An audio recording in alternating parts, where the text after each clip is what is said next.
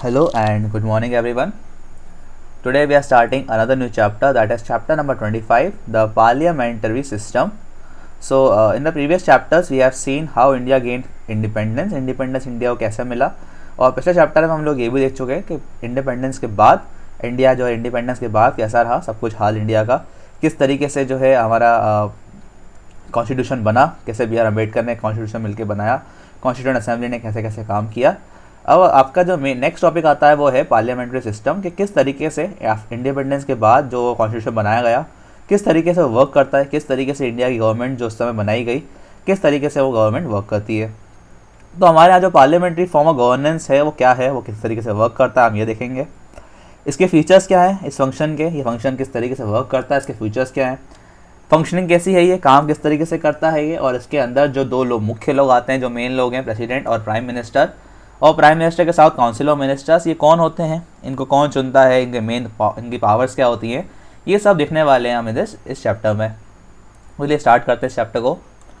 पहले आपको जो है पिछले चैप्टर का ही थोड़ा यहाँ पे ओवरव्यू दिया गया है कि इंडिया को जो है फ्रीडम मिलता है फाइनली ऑन 15 अगस्त 1947, और इंडिया अपना जो है कॉन्स्टिट्यूशन बनाता है, फ्रेम करता है। After a long discussion and keeping the aspiration of the people of India in view, the leaders agreed for the parliamentary form of governance. तो पार्लियामेंट्री फॉर्म ऑफ गवर्नेंस जो है इंडिया में लाया जाता है। देखिए किसी भी देश में, मैं आपको समझाता हूँ पहले ही सब कुछ यहाँ पर, कि किसी भी देश में जो है वर्क करना है, अगर आपको डेमोक्रेटिक फॉर्म ऑफ गवर्नमेंट लानी है तो दो तरीके से ला सकते हैं आप। ठीक है, डेमोक्रेटिक फॉर्म ऑफ गवर्नमेंट के दो तरीके होते हैं, एक होता है आपका पार्लियामेंट्री फॉर्म, पार्लियामेंट्री में लिख देता हूँ PA, और एक होता है आपका presidential form of governance PR, presidential form of government. तो पार्लियामेंट्री फॉर्म ऑफ गवर्नमेंट और प्रेसिडेंशियल फॉर्म ऑफ गवर्नमेंट दोनों में एक अंतर होता है। पार्लियामेंट्री फॉर्म ऑफ गवर्नमेंट में जो है मेन हेड होता है आपका प्राइम मिनिस्टर।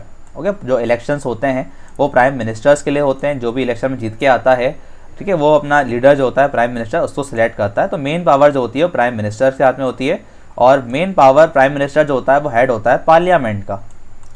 ओके, एक पार्लियामेंट होती है, ये पार्लियामेंट में क्या होता है, सारे के सारे मिनिस्टर जो जीत के आते हैं वो लोग बैठते हैं, और इनका जो हेड होता है प्राइम मिनिस्टर वो बैठता है। ओके, तो मेन जो है पार्लियामेंट्री फॉर्म ऑफ गवर्नमेंट में एक पार्लियामेंट होती है, जबकि प्रेसिडेंशियल फॉर्म ऑफ गवर्नमेंट में कोई पार्लियामेंट नहीं होती। ओके, इनके पास जो है एक प्रेसिडेंट होता है जो कि हेड होता है गवर्नमेंट का, जो इलेक्शंस होते हैं वो होते हैं प्रेसिडेंट के, और सारी की सारी पावर जो हमारे प्राइम मिनिस्टर के पास है वहाँ पे प्रेसिडेंट के पास होती है। ओके, कोई ऐसी पार्लियामेंट नहीं होती है प्रेसिडेंट के पास, बस प्रेसिडेंट खुद और इसकी काउंसिल ऑफ मिनिस्टर्स होती है, जो ये लोग मिलकर वर्क करते हैं। ठीक है, और इसको ये लोग बोलते हैं सीनेट। ओके, इसको ये लोग क्या बोलते हैं, सीनेट, SENAT, सीनेट ही बोलते हैं। हाँ, सीनेट और कांग्रेस ये दो उनके पास वर्क होते हैं करने के, और मेन काम जो होता है प्रेसिडेंट का वो यही होता है कि जो ये लॉ होते हैं लॉ को पूरा करना। ठीक है, यहाँ पे लॉ को पूरा करना होता है, जबकि प्राइम मिनिस्टर पार्लियामेंट का काम लॉ बनाना भी होता है, लॉ को पूरा करना भी होता है। ओके, लॉ मतलब बनाने के लिए इनके पास अलग से एक कमेटी होती है, उसको बोलते हैं कांग्रेस। ठीक, कांग्रेस जो होती है वो लॉ बनाती है सिर्फ कि क्या होना चाहिए लॉ, क्या नहीं होना चाहिए, सब कुछ। ठीक है, पर लॉ भी बनाती तो पूछ के प्रेसिडेंट से ही है वैसे, पर सारे के सारे लॉ को पूरा करने की जिम्मेदारी प्रेसिडेंट की होती है। तो ये थोड़ा सा एक अंतर होता है पार्लियामेंट्री फॉर्म और प्रेसिडेंशियल फॉर्म ऑफ गवर्नमेंट में। आगे बढ़ते हैं इसमें हम, पार्लियामेंट क्या होता है। तो parliament the constitution of India which come into force on 26 January 1950 provides for a bicameral parliament at the center consisting of the president and the two houses known as council of states, राज्य सभा and the house of people, लोक सभा। तो हमारे India में जो है आज़ादी के बाद कॉन्स्टिट्यूशन लागू किया गया, जिसमें ये बताया गया कि इंडिया में जो है दो हाउसेस होंगे, एक होगा आपका काउंसिल ऑफ स्टेट्स के लिए राज्यसभा, और एक होगा आपका house of people, Lok Sabha. Futures of parliamentary system, अच्छा थोड़ा हम यहाँ पे आगे आ गए। Why parliamentary form of governance, क्यों पार्लियामेंट्री फॉर्म ऑफ गवर्नेंस हम लोगों ने चूज़ करा, क्योंकि देखिए पार्लियामेंट्री फॉर्म ऑफ गवर्नमेंट जो है ना इंडिया से पहले ब्रिटेन में था, और ब्रिटेन ने जो है हमारे यहाँ जब तक रूल किया तो हम लोगों को जो है पार्लियामेंट्री फॉर्म ऑफ गवर्नमेंट की आदत पड़ गई। मतलब पार्लियामेंट्री फॉर्म ऑफ गवर्नमेंट का जो है ना ये फाउंडर UK है, ब्रिटिश है, ब्रिटिश गवर्नमेंट ने ये जो इस टाइप का रूल फाउंड किया था। हमारे यहाँ ब्रिटिश लोग रूल कर रहे थे, तो हमें पता था कि यार ये जो प्रैक्टिस है पार्लियामेंट्री फॉर्म ऑफ गवर्नमेंट की, ये हमने थोड़ा बहुत देखी हुई है, किस तरीके से वर्क करती है, किस तरीके से काम करती है, इसलिए हमने जो है इसी को चूज़ किया। This form of governance gave equal representation to the multiple religious, regional and linguistic groups. ठीक है, मतलब अगर इंडिया की जो डाइवर्सिटी है उसको ये अच्छे से संभाल के चलती है पार्लियामेंट्री फॉर्म ऑफ गवर्नमेंट, क्योंकि पार्लियामेंट में क्या होता है फिर आप जो है हर इलाके से, हर अलग अलग इलाके से आप जो है लोग चुन सकते हैं। The system had checks and balances specially that of executive being responsible to the parliament. और देखिए होता क्या है, आपको ये थोड़ा बता दूं मैं कि जैसे एक गवर्नमेंट के 3 ऑर्गन्स होते हैं, एक होता है लेजिस्लेचर, एक होता है एग्जीक्यूटिव और एक होती है जुडिशरी। लेजिस्लेचर का काम होता है लॉ बनाना, ठीक है, देश के लिए लॉ बनाना, कानून बनाना, पॉलिसी बनाना। एग्जीक्यूटिव का काम होता है उनको एग्जीक्यूट करना, मतलब उनको फुलफिल करना, उनको पूरा करना। और जुडिशरी का काम होता है इसको देखना कि उन्होंने जो लॉ बनाया है वो सही है गलत, ये जो एग्जीक्यूटिव्स हैं ये सही तरीके से फॉलो कर रहे हैं या नहीं कर रहे हैं, इसको देखना। ये मेन काम होता है किसका? जुडिशरी का। तो इंडिया में क्या होता है, पार्लियामेंट्री फॉर्म ऑफ गवर्नमेंट में ये लेजिस्लेचर और एग्जीक्यूटिव ये एक ही लोग होते हैं। ओके, जो पार्लियामेंट है आपकी, इसके अंदर जो लोग बैठे होते हैं ना, यही लोग लॉ बनाते भी हैं। और इन्हीं लोगों में से जो लोग मिनिस्टर होते हैं ना, जिनको मिनिस्टर चूज़ किया जाता है, ठीक है, सारे के सारे मेंबर होते हैं 500 के आसपास। तो ये 500 के 500 क्या होगा? लेजिस्लेचर। अब इन 500 में से जो है ना 30-40 के आसपास होते हैं मिनिस्टर्स, ठीक है, इनको बोलते हैं हम एग्जीक्यूटिव, ठीक है, जो इन लॉज को जो है फुलफिल करेंगे। अब ये 40 लोग इन 500 में ही होते हैं। ओके, इन 500 का ये पार्ट भी होते हैं। तो हमारे इंडिया में क्या है, लेजिस्लेचर एग्जीक्यूटिव एक ही है, अलग अलग नहीं है। जुडिशरी बिल्कुल अलग है। जुडिशरी मतलब हाई कोर्ट और सुप्रीम कोर्ट। जबकि प्रेसिडेंशियल फॉर्म ऑफ गवर्नमेंट में क्या होता है, ये दोनों अलग अलग होते हैं। लॉ कोई और बनाता है, कांग्रेस बनाती है। एग्जीक्यूटिव, प्रेसिडेंट और सीनेट ये अलग होते हैं, ठीक है, दोनों अलग अलग होते हैं। सेपरेशन ऑफ पावर्स होता है यहाँ बिल्कुल रिजिड। पर देखिए इससे दिक्कत क्या है, फिर अगर लेजिस्लेचर एग्जीक्यूटिव में लड़ाइयाँ बहुत होती हैं। प्रेसिडेंशियल फॉर्म ऑफ गवर्नमेंट में ही होता है कि कुछ कानून बना दिया लेजिस्लेचर ने, एग्जीक्यूटिव ने कहा हम फॉलो ही नहीं करेंगे। पर यहाँ पर हमारे इंडिया में क्या है, कानून बनाने वाले भी वही हैं, तो बना ही वो रहे हैं, तो फुलफिल तो बिल्कुल करेंगे ही करेंगे, तो लड़ाई होने का काम ही नहीं है। नेक्स्ट आते हैं हम लोग फ्यूचर्स पे। तो फ्यूचर्स में आपका यही है कि हमारे इंडिया में पार्लियामेंट्री फॉर्म ऑफ गवर्नमेंट है, इसका फ्यूचर ये है कि प्रेसिडेंट जो है हमारा नॉमिनल हेड है, मतलब सिर्फ नाम के लिए हेड है प्रेसिडेंट, और सॉरी हाँ president, but the main power जो है ना वो है प्राइम मिनिस्टर के हाथ में। चलिए आगे देखते हैं हम लोकसभा क्या होती है। तो Lok Sabha is the body of representatives of the people of India. जो लोग हमारे इंडिया के होते हैं, जो लोकसभा के चुनाव से डायरेक्टली जो लोग इनको सिलेक्ट करके भेजते हैं हर इलाके से, हर एक एरिया से, वो लोग जाके लोकसभा में बैठते हैं। ठीक है, हमारे आप देखेंगे कि लोकसभा के इलेक्शंस भी होते हैं, तो लोकसभा के इलेक्शन जो भी जीत के जाएगा वो लोकसभा का मेंबर होगा। तो मतलब डायरेक्टली ये लोग इलेक्ट होकर आते हैं लोगों से। They are directly elected by the people. According to the article 81 of the constitution, Lok Sabha can have up to 552 members, of which 530 represent Indian states, up to 20 are elected from union territories and 2 are from Anglo-Indian communities, जो कि ख़त्म कर दिया गया अब वैसे ही है। तो लगभग जो है मैक्सिमम कितने लोग हो सकते हैं लोकसभा में? 552 मेंबर्स हो सकते हैं। इसका टर्म जो होता है ये 5 साल के लिए चुनकर आते हैं, मतलब एक बार सिलेक्ट होने के बाद ये 5 साल तक रहते हैं जब तक इनकी मेजोरिटी रहेगी। ठीक है, चाहे तो ये मेजोरिटी ख़त्म हो जाए इनकी, तो ये इनकी ऑफिस से हटा भी सकते हैं इनको हम लोग। Procedure for election, procedure election बिल्कुल सिंपल सा होता है। ओके, हर 5 साल में चुनाव होते हैं आपकी लोकसभा के चुनाव। लोकसभा के चुनाव में जो भी जीत कर आएगा वो इंसान लोकसभा का मेंबर होगा। जो जिसकी पार्टी सबसे ज़्यादा वोट, सबसे ज़्यादा सीट जीत कर आएगी लोकसभा में, उसकी पार्टी अपना एक हेड जिसको प्राइम मिनिस्टर चुन लेगी, ठीक है, उसको सिलेक्ट कर लेगी प्राइम मिनिस्टर। ठीक है, सिंपल सा काम चलता है। स्पीकर चुनना होता है, क्योंकि स्पीकर का काम होता है कि प्रोसीडिंग्स करना, पार्लियामेंट में काम करवाना। ओके, जैसे कि आपका हेड होता है ना, मान लीजिए एक पार्लियामेंट है,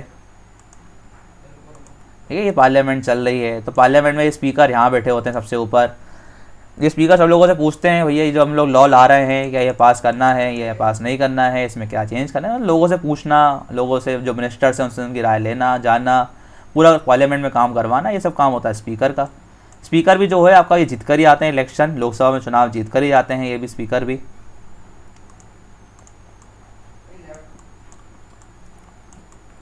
आगे हम बढ़ते हैं थोड़ा एलिजिबिलिटी पर। एलिजिबिलिटी देखिए ये है कि अगर आपको लोकसभा का मेंबर बनना है, अगर आप चाहते हैं कि लोकसभा के चुनाव में खड़े हों, तो आपकी एज जो है कम से कम होनी चाहिए, you should be 25 years old. Okay, 25 years आपको होनी चाहिए एज, और उसके बाद तो बस आप जाएँ इलेक्शन में खड़े हो जाएँ, आप अगर जीत जाते हैं तो आप लोकसभा के मेंबर। ठीक है, सिंपल सी बात है वहाँ पर। नेक्स्ट है आपका राज्यसभा। अब राज्यसभा में दिक्कत ये है कि राज्यसभा के लोग जो होते हैं ना वो हम लोग सिलेक्ट नहीं करते। ठीक है, जो भी इंसान राज्यसभा में बैठेगा वो हम लोग सिलेक्ट नहीं करते, राज्यसभा के मेंबर सिलेक्ट करता है आपके जो लोकसभा के मेंबर्स होते हैं वो लोग। और आपके जो स्टेट असेंबली होती है ना, राज्य की सरकार होती है सीएम वाली, जो राज्य की सरकार होती है उसके जो मेंबर होते हैं जिसको हम बोलते हैं विधायक। विधायक को इंग्लिश में बोलते हैं हम लोग MLA, member of legislative assembly. ये मेंबर ऑफ लेजिस्लेटिव असेंबली ये लोग, और ये लोकसभा के जो मेंबर्स होते हैं ये लोग मिलकर राज्यसभा के मेंबर्स को चूज़ करते हैं। ठीक है, डायरेक्टली लोग चूज़ नहीं करते इनको, इसलिए इनको इतनी पावर भी नहीं दी गई। अब डायरेक्टली जो लोग चुन रहे हैं जिसको, लोकसभा के लोगों को, इनको पावर दी जाती है अच्छे सी, और राज्यसभा के मेंबर को इतनी पावर नहीं होती है। अगर आपको राज्यसभा का मेंबर बनना है तो आपको कम से कम होना चाहिए 30 साल का एज में। ये दोनों ही मिलकर जो है पार्लियामेंट बनाते हैं। The parliament in session, the period during which the two houses meet to conduct its business is called a session. Session का मतलब होता है ऐसा समय जब दोनों के दोनों हाउसेस जो है अपने अपने जगह बैठे हैं, दोनों काम कर रहे हैं, कुछ लॉ बना रहे हैं, कुछ बिल पास कर रहे हैं, ठीक है। इन दोनों के काम के बीच में जो है 6 मंथ्स का गैप हो सकता है, मतलब 6 महीने ज़्यादा ये लोग रेस्ट ले सकते हैं। हर 6 महीने में कम से कम साल में मतलब 2 बार तो इनको बैठना ही होता है सेशन में काम करने के लिए। ऐसा ये लोग नहीं कर सकते कि साल भर काम करने ही नहीं आए। फंक्शनिंग ऑफ पार्लियामेंट, पार्लियामेंट किस तरीके से फंक्शन करता है, किस तरीके से काम करता है। The parliament comprises the Lok Sabha and the Rajya Sabha, Lok Sabha होती है, राज्यसभा होती है। इसमें functions in the following manner, the business of the parliament is conducted in either Hindi और इंग्लिश, दोनों ही लैंग्वेजेस में इनका जो काम चलता है, हिंदी में भी इंग्लिश में भी। However, in a case a member does not know either of two languages, the chairperson can allow him to speak in his mother tongue। अगर जैसे मान लीजिए किसी को तमिल आती है, तेलुगु आती है, ना हिंदी आती है, ना इंग्लिश आती है, तो चाहे तो अपनी मदर टंग में बोल सकता है। फिर ट्रांसलेटर ले आएंगे ये लोग, को ट्रांसलेट करेगा उसकी बातचीत को, so that all the members can understand him. The first hour of the each day is called as question hour. दिन का सबसे पहला घंटा जो होता है सेशन का, वो होता है क्वेश्चन आवर का। During this time the member can raise any issue and can ask question from the minister. तो मिनिस्टर जो होते हैं ना, एग्जीक्यूटिव्स, उनसे सवाल किए जाते हैं। जो बाकी मेंबर्स होते हैं ना, वो मिनिस्टर सवाल करते हैं कि भैया ये लॉ आपने बनाया था, तुमने कहाँ तक पूरा किया, कहाँ तक पहुँचे तुम उसको पूरा करने में, आपने क्या क्या स्टेप्स लिए उसको ख़त्म करने, पूरा करने में। तो इस टाइम पीरियड में क्या होता है, कोई नए लॉ भी लाए जाते हैं, कोई नए लॉ पे बातचीत भी होती है। Financial control over government income, government को जो पैसा दिया जाता है या उसके पास जो पैसा होता है वो कहाँ खर्च कर रही है, कहाँ खर्च नहीं कर रही है, उससे पूछा जाता है इस क्वेश्चन आवर में। कंट्रोल ओवर द एग्जीक्यूटिव, जो लेजिस्लेचर होते हैं, जो मतलब मिनिस्टर नहीं होते जो लोग पार्लियामेंट में, वो लोग मिनिस्टर से पूछते हैं कि भैया तुमको जो काम दिया गया था तुमने कितना किया, तो इससे कंट्रोल होता है उनके ऊपर। ऑर्गन और इन्फॉर्मेशन, जानकारी लोगों को मिलती है, जानकारी मिलती है कि भैया क्या काम चल रहा है देश में, क्या काम अभी तक हुआ, इतने टाइम से जो हम लोगों ने छुट्टी ले रखी थी उस टाइम में कितना कितना काम हुआ। इंट्रोडक्शन ऑफ न्यू लॉ, कैसे हमारे इंडिया में नया लॉ आता है। अगर मान लीजिए कोई नया लॉ लाना है, फॉर एग्जांपल मैं एग्जांपल देता हूँ आपको 2 लॉ के, ठीक है, क्योंकि देखिए 2 तरीके के बिल होते हैं आपके मेन, एक होता है आपका मनी बिल, एक होते हैं ऑर्डिनरी बिल, एक होता है कॉन्स्टिट्यूशन अमेंडमेंट बिल, ठीक है। तीनों में हमको अंतर समझना होगा। ये तीनों जो होते हैं, ये तीनों अलग अलग तरीके के लॉ होते हैं। मनी बिल का मतलब होता है ऐसा लॉ पास करना जिससे इंडिया के या इंडिया गवर्नमेंट के इनकम में कुछ फ़र्क पड़ जाए, ठीक है, इंडियन गवर्नमेंट की इनकम में कुछ फ़र्क पड़ जाए, उस तरीके के लॉ को बोलते हैं हम लोग क्या, मनी बिल, ठीक है। बिल का मतलब होता है, मतलब एक ऐसा ये बिल होता है, ऐसा एक कागज़ होता है, मान लीजिए मतलब कुछ पन्ने होते होंगे उसके अंदर, ठीक है। जब तक ये पास नहीं हो गया, मतलब जब तक इसको लोकसभा और राज्यसभा ने पास नहीं कर दिया तब तक ये बिल है, ठीक है। जब ये बिल पास हो जाएगा तो ये लॉ बन जाएगा, ठीक है। और अगर ये बिल पास नहीं हो पाता तो ये बिल ही रहेगा, फिर किसी काम का बिल नहीं है। जो 3 अलग अलग तरीके के बिल होते हैं, एक होता है मनी बिल, जिससे जो है गवर्नमेंट के इनकम में कुछ बदलाव आने वाला होता है। जैसे मान लीजिए टैक्स बढ़ाना है, अगर गवर्नमेंट को टैक्स अगर घटाना है, गवर्नमेंट को किसी को पैसा देना है लमसम में, किसी से इनकम लेनी है बहुत अच्छे खासे पैसे में, तो इस तरीके के बिल्स को हम बोलते हैं मनी बिल। फिर एक होते हैं ऑर्डिनरी बिल। ऑर्डिनरी बिल मतलब कोई भी ऑर्डिनरी लॉ पास करना जिससे गवर्नमेंट के इनकम को कोई फ़र्क तो नहीं पड़ता। जैसे मान लीजिए ट्रिपल तलाक, ठीक है, ट्रिपल तलाक जो गवर्नमेंट ने बैन किया था, ठीक है, ट्रिपल तलाक जो बैन किया गया था, तो आज से ट्रिपल तलाक बिल्कुल बैन हो गया। इस तरीके के लॉ को हम बोलते हैं ऑर्डिनरी लॉ, तो ये ऑर्डिनरी बिल होते हैं। और एक होता है कॉन्स्टिट्यूशन अमेंडमेंट बिल, जो हमारे इंडिया का कॉन्स्टिट्यूशन है, अगर आपको उसके अंदर कुछ चेंज करना है, कुछ लॉ को बदलना है, किसी लॉ को हटाना है, तो उसको हटाने के लिए आपको जाना पड़ेगा कॉन्स्टिट्यूशन अमेंडमेंट बिल। इन तीनों को पास करने की अलग अलग विधि होती है, अलग अलग प्रोसीजर होता है। मनी बिल को अगर आपको पास करना है तो मनी बिल को लाने की और मनी बिल को पास करने की पूरी पावर होती है लोकसभा के पास, ठीक है। लोकसभा के पास ही पूरी पावर होती है, राज्यसभा के पास कोई पावर नहीं होती। देखिए पहले मैं समझा देता हूँ आपको किस तरीके से इंडिया में लॉ पास होते हैं। तो देखिए मान लीजिए लोकसभा है यहाँ पर और ये राज्यसभा है आपकी इस तरफ पे बना देता हूँ मैं, ओके। लोकसभा मान लीजिए एक बिल लेकर आई, ये बिल है आपका मनी बिल, ओके। ये कौन सा बिल है आपका मनी बिल, जिसमें मैंने आपको बोला कि पूरी की पूरी पावर होती है लोकसभा के पास। तो लोकसभा ये बिल लेकर आई, मान लीजिए इस पर था कि टैक्स हमें जो आज से टैक्स खत्म करना है मान लीजिए कोई सा, तो इस बिल पे जो है जितने भी मिनिस्टर जितने भी लोग बैठे थे लोकसभा में उन्होंने वोटिंग कर ली, सबने बोल दिया हाँ भाई ये बिल अच्छा है, अच्छा इसको पास कर दो। तो ये लोकसभा में मान लीजिए साइन वाइन होगा सब मिनिस्टर के, सब लोगों के, ये पास हो गया। अब ये बिल पास होने के बाद जाएगा इधर राज्यसभा।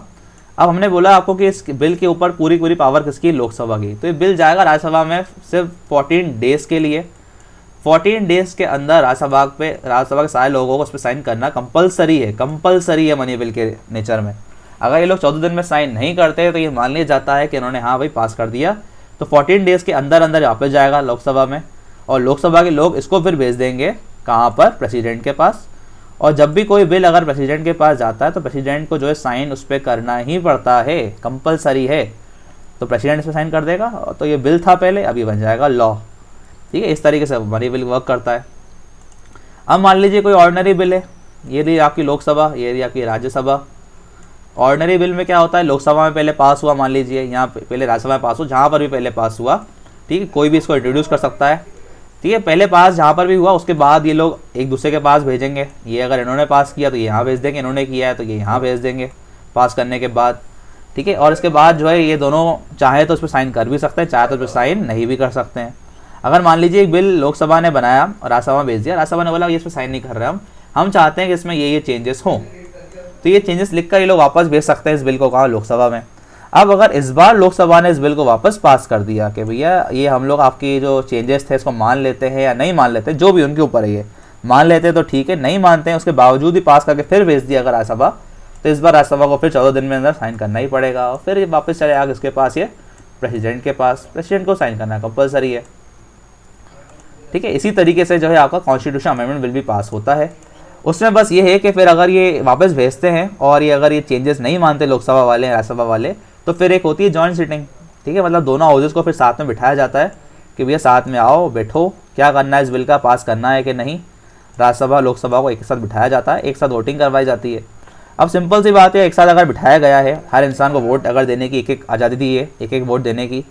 अब लोकसभा में लोग होते हैं 500, राज्यसभा में लोग होते हैं लगभग 250 to 50 के आसपास। सिंपल सी बात है भाई, कौन सी पार्टी जीतेगी, लोकसभा के लोग जीतेंगे, क्योंकि ज़्यादा डबल है लगभग नंबर में। जो लोकसभा चाहेगी वही होता है हमारे देश में ज़्यादातर, क्योंकि लोकसभा को पावर ज़्यादा है, क्योंकि डायरेक्ट जो है लोगों से चुनकर आई है। तो मैंने आपको बहुत सारा समझा दिया, यहाँ से आता कि सब मैंने आपको समझा दिया, आप चाहे तो पढ़ सकते हैं। हम आते हैं सीधा प्रेसिडेंट पर। प्रेसिडेंट जो है इंडिया में it is the nominal head. President को जो है सिलेक्ट कौन करता है, काउंसिल ऑफ मिनिस्टर और प्राइम मिनिस्टर मिलकर सेलेक्ट करते हैं प्रेसिडेंट को।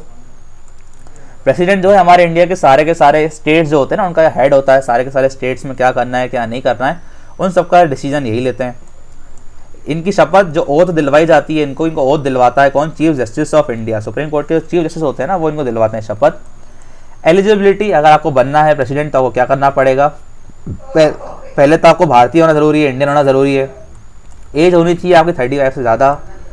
B qualified for election as a member of Lok Sabha. Election और लोकसभा में इलेक्शन में खड़े होने के लिए आप क्वालिफाई होने चाहिए, जीतना जरूरी नहीं है, बस क्वालिफाई होने चाहिए।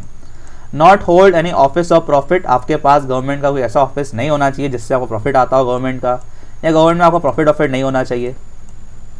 प्रेसिडेंट की पावर्स, क्या क्या पावर है प्रेसिडेंट के पास। फर्स्ट, उसके पास एग्जीक्यूटिव पावर्स है, जैसे कि चाहे तो वो all the executive powers of the union are vested in him.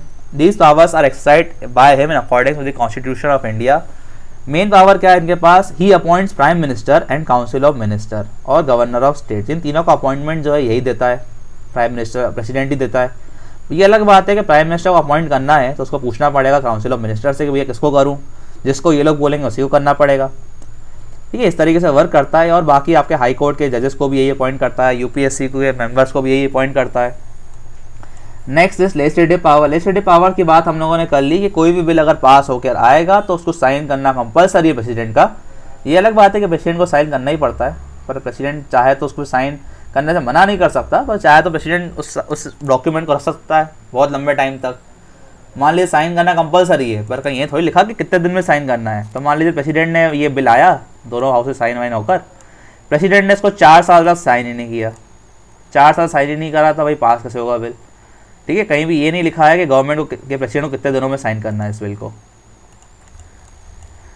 आगे हम पढ़ते हैं यहाँ पर इमरजेंसी पावर। इमरजेंसी पावर ये है आपकी कि इमरजेंसी लगा सकते हैं चाहे तो। इमरजेंसी का मतलब होता है कि सारी की सारी पावर जो होती है स्टेट गवर्नमेंट की, अब वो किसके हाथ में चली आएगी, प्रेसिडेंट के हाथ में, जिसको हम बोलते हैं प्रेसिडेंट रूल। स्टेट गवर्नमेंट को हटाकर डायरेक्ट प्रेसिडेंट रूल लग जाता है वहाँ पर। नेक्स्ट है आपका रिमूवल ऑफ प्रेसिडेंट। प्रेसिडेंट को अगर निकालना है तो प्रेसिडेंट को कैसे हटा सकते हैं, नहीं एक पावर हमने छोड़ दी यहाँ पर, ये भी पढ़ लेते हैं हम। Financial power. फाइनेंशियल पावर तो यही है, जब मनी बिल आ रहा है तो मनी बिल को साइन करवाना पड़ेगा प्रेसिडेंट से। डिप्लोमेटिक पावर, भैया ये हमारे देश का हेड है, ठीक है, कहीं भी अगर हमारे देश का कोई ऐड आ रहा है या कुछ बड़ी पॉलिसी आ रही है तो इनका फ़ोटो आता है आगे। मिलिट्री पावर, पूरी मिलिट्री कमांडर यही होते हैं, पूरी मिलिट्री इन्हीं के हाथ पे चलती है, जो चाहे यही करवाते हैं। डिक्लेयर करना है वॉर या कहीं पे पीस साइन करवाना तो यही करेंगे। जुडिशियल पावर, ठीक है, यही जो है आपके हाई कोर्ट के जज और सुप्रीम कोर्ट के जज यही जो है चुनते हैं, इन्हीं के हाथ में होती है पावर चुनने की उनको। और चाहे तो किसी को डेथ सेंटेंस से बचा भी सकते हैं। मान लिया किसी को मिला है डेथ सेंटेंस कि इसको भैया फांसी भी चढ़ा दो, तो अगर प्रेसिडेंट चाहे तो उसको फांसी पे चढ़ने से रोक भी सकता है। इस पे आते हैं वापस हम, रिमूवल ऑफ प्रेसिडेंट। अगर प्रेसिडेंट को हमें निकालना है तो कैसे निकाल सकते हैं, इसको बोलते हैं हम इम्पीचमेंट, ठीक है। निकालने को, प्रेसिडेंट को निकालने को क्या बोलते हैं हम, इम्पीचमेंट, इम्पीच करना। अगर हमें प्रेसिडेंट को निकालना है तो कुछ नहीं, लोकसभा, कहाँ चला गया, अगर निकालना है हमें तो लोकसभा के सारे लोग, लोकसभा और राज्यसभा, ये सारे के सारे लोग जो है इन दोनों हाउसेस के, इन दोनों हाउसेस के 2/3 लोग, इन दोनों हाउसेस के 2/3 लोगों को जो है वोट देना पड़ेगा कि ठीक है भाई हाँ हम प्रेसिडेंट को निकालना चाहते हैं। अगर ऐसा हो जाता है तो प्रेसिडेंट को निकाल दिया जाता है हाउस से, अपनी चेयर से। नेक्स्ट है आपका प्राइम मिनिस्टर और काउंसिल ऑफ मिनिस्टर। सिंपल है, इससे बात हम पहले भी कर चुके हैं। प्राइम मिनिस्टर जो है हेड होता है, वैसे रियल हेड तो हमारे इंडिया का यही है प्राइम मिनिस्टर। ये जो चाहेंगे वही होगा, जो ये बोल देंगे बिल में के पास होना है, बिल नहीं होना है, ये बिल आना चाहिए नहीं आना चाहिए, इनका ही होगा। काउंसिल ऑफ मिनिस्टर जो इनके साथ में काम करती है, दोनों ये साथ में काम करते हैं, दोनों ही साथ में एडवाइस देते हैं प्राइम मिनिस्टर को और प्रेसिडेंट को कि क्या होना चाहिए और क्या नहीं, ठीक है। सिंपल सा वर्किंग चलती है इनकी। काउंसिल ऑफ मिनिस्टर और प्रेसिडेंट और प्राइम मिनिस्टर दोनों ही रियल हेड होते हैं। ये जो भी बोलेंगे प्रेसिडेंट को वो करना ही पड़ता है, जो भी ये दोनों मिलकर करेंगे, जो भी ये दोनों मिलकर बिल पास करेंगे, प्रेसिडेंट को साइन करने ही पड़ते हैं। थोड़ी आप बढ़ सकते हैं चाहे तो बातचीत, ठीक है, क्योंकि देखिए राजेंद्र प्रसाद हैं, ये हमारे इंडिया के पहले प्रेसिडेंट, ये हैं जवाहरलाल नेहरू पहले प्राइम मिनिस्टर। इनको ये बताया गया कि राजेंद्र प्रसाद जी आप जो है भारत के पहले प्रेसिडेंट बनने वाले हैं। तो इनको लगा कि यार प्रेसिडेंट मतलब वो अमेरिका वाला प्रेसिडेंट, तो इनको लगा कि यार तो बहुत पावरफुल बना दिया मेरे को। जवाहरलाल नेहरू बोला हुआ कि ये मैं छोटा मोटा आदमी हूँ भैया, मैं बनूंगा prime minister, second head, second जो होती है पोस्ट इंडिया की। पर अंत में क्या निकला, बाद में जब इंडिया का वर्किंग शुरू हुई तो उनको पता चला कि मेन पावर तो सारी प्राइम मिनिस्टर के हाथ में। ओके, प्राइम मिनिस्टर जो बोलेगा मुझे वो करना पड़ेगा। ये बोलेगा उठ तो उठ जा, बैठ तो बैठ जा, मतलब कहने का मतलब ये कि अगर ये बोलेगा कि बिल साइन करना है तो करना ही पड़ेगा, ये अगर बोलेगा कि नहीं करना तो नहीं करूँगा। मुझे बोल तो दिया इन्होंने कि आर्मी का मैं हेड हूँ, पर जब तक मुझे ये लोग नहीं बोलेंगे कि कैसे करना है क्या करना है तब तक मैं कुछ कर नहीं सकता। तो ये भैया भाई साहब चले गए सुप्रीम कोर्ट के पास कि भैया मेरी ताकत है क्या, मैं कौन हूँ, मतलब ऐसा पूछने चलेगा मैं कौन हूँ भैया, कुछ ताकत वक़्त है कि नहीं मेरे पास। सुप्रीम कोर्ट ने बोल दिया कि बस आपके पास एक ही ताकत है कि आपका नाम ताकत है, मतलब सिर्फ नाम के लिए आप हेड हो, आपके पास कोई काम नहीं है। ये भाई साहब नाम के लिए भले हेड नहीं है इंडिया के, पर सारी की सारी पावर इन्हीं के पास है। ये जो आपको बोलेंगे कि लड़ाई करो तो आपको करनी पड़ेगी, ये बोलेंगे मत करो तो मत करो, ठीक है। तो इंडिया की main power, because India has parliamentary form of government, parliament is the main head, parliament is the main power. तो जो पार्लियामेंट में कौन बैठता है, प्राइम मिनिस्टर पार्लियामेंट का हेड होता है और काउंसिल ऑफ मिनिस्टर साथ में काम करती है, ठीक है। तो हमने इस चैप्टर ख़त्म कर लिया यहाँ पर, पार्लियामेंट्री सिस्टम, बहुत ही अच्छा चैप्टर था आपका। ओके, आप चाहे तो बार रीड कर सकते हैं आगे भी in the last. Thank you.